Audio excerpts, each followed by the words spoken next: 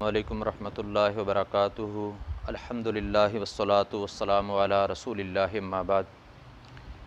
اعوذ باللہ السمیع العلیم من الشیطان الرجیم من ہمزہ ونفخہ ونفثہ۔ نماز دین اسلام کا اہم ترین رکن ہے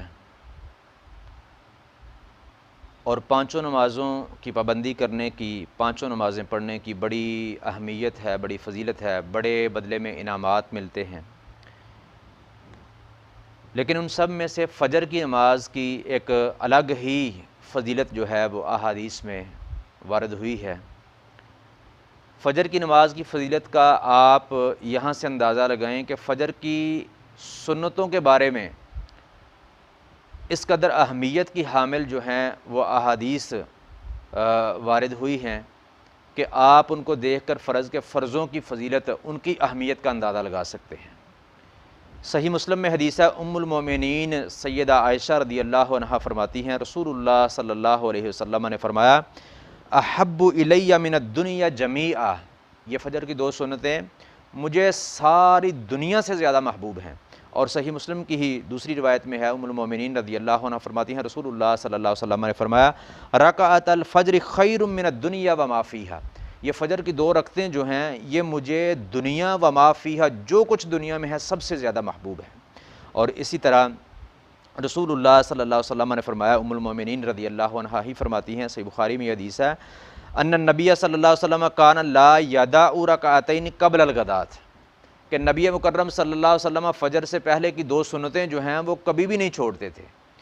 تو یہ آپ ان احادیث سے اندازہ لگا سکتے ہیں کہ فجر کی سنتوں سے رسول اللہ صلی اللہ علیہ وسلم اتنی محبت کرتے تھے، تو فجر کے فرضوں کا جو ہے وہ کیا مقام اللہ کے رسول صلی اللہ علیہ وسلم کے ہاں ہوگا۔ اسی طرح فجر کا جو وقت ہے یہ امت کے لیے خیر و برکت کا وقت ہے، خیر و برکت کا ذریعہ ہے۔ اس وقت کا جاگنا، بستر کو چھوڑنا، آرام کو ترک کرنا، یہ امت کے لیے خیر و برکت کا سبب اور ذریعہ ہے۔ رسول اللہ صلی اللہ علیہ وسلم کی دعا ہے۔ رسول اللہ صلی اللہ علیہ وسلم نے فرمایا، یہ ابو داود میں حدیث ہے، اللہم بارک لی امتی فی بکورہا، اے اللہ میری امت کے لیے ان کی صبحوں میں جو ہے وہ برکت رکھ دے۔ تو یہ رسول اللہ صلی اللہ علیہ وسلم کی دعا کا مصداق ہوتا ہے وہ بندہ جو فجر کے وقت جو ہے وہ بستر کو چھوڑتا ہے اور فجر کی نماز ادا کرتا ہے۔ اسی طرح رسول اللہ صلی اللہ علیہ وسلم نے فرمایا، صحیح مسلم میں یہ حدیث ہے کہ من صلی الصبح فہو فی ذمۃ اللہ، جو بندہ صبح کی نماز پڑھتا ہے وہ اللہ رب العالمین کی حفاظت کے ذمے میں جو ہے وہ ہو جاتا ہے، یعنی اللہ رب العالمین اس کی حفاظت کا ذمہ اٹھا لیتے ہیں جو بندہ فجر کی نماز ادا کرتا ہے۔ اسی طرح رسول اللہ صلی اللہ علیہ وسلم کی حدیث جو صحیح بخاری مسلم کی متفق علیہ حدیث ہے، رسول اللہ صلی اللہ علیہ وسلم نے فرمایا، من صلی العشاء فی جماعت فکأنما قام نصف اللیل ومن صلی الصبح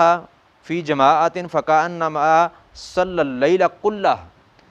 رسول اللہ صلی اللہ علیہ وسلم نے فرمایا، جو بندہ عشاء کی نماز جماعت کے ساتھ پڑھ لیتا ہے اس کو نصف لیل قیام کرنے کا ثواب ملتا ہے، اور جو بندہ عشاء کی نماز جماعت کے ساتھ پڑھ کے سو جائے اور فجر کی نماز جماعت کے ساتھ اٹھ کے پڑھے تو اللہ رب العالمین اس کے نامہ اعمال میں ساری رات کا قیام جو ہے وہ لکھ دیتے ہیں۔ اسی طرح رسول اللہ صلی اللہ علیہ وسلم کی حدیث جامع ترمذی میں ہے، آپ نے فرمایا کہ بشر المشائین فی الظلم الی المساجد بالنور التام یوم القیامت، اندھیروں میں چل کر مسجد میں پہنچنے والوں کو قیامت کے دن مکمل نور کی بشارت سنا دو۔ اور صحیح بخاری مسلم کی حدیث ہے، ام المومنین سیدہ عائشہ رضی اللہ عنہ فرماتی ہیں کہ رسول اللہ صلی اللہ علیہ وسلم کے زمانے میں، رسول اللہ صلی اللہ علیہ وسلم کے دور میں مومنات عورتیں جو تھیں وہ اندھیرے میں فجر کی نماز اتنے اندھیرے میں یعنی پڑھنے کے لیے آتی تھیں، جب پڑھ کے واپس جاتی تھی تو پہچانی نہیں جاتی تھی اندھیرے کی وجہ سے۔ تو اس سے یہ بھی پتہ چلا کہ فجر کی نماز اندھیرے میں پڑھنا جو ہے وہ رسول اللہ صلی اللہ علیہ وسلم کی سنت ہے۔ تو اللہ رب العالمین سے دعا ہے کہ اللہ تبارک و تعالی ہمیں ساری نمازوں کی حفاظت کرنے کی، خصوصاً فجر کی نماز جو ہے اس کی حفاظت کرنے کی، جماعت کے ساتھ ادا کرنے کی توفیق عطا فرمائے۔ وما توفیقی الا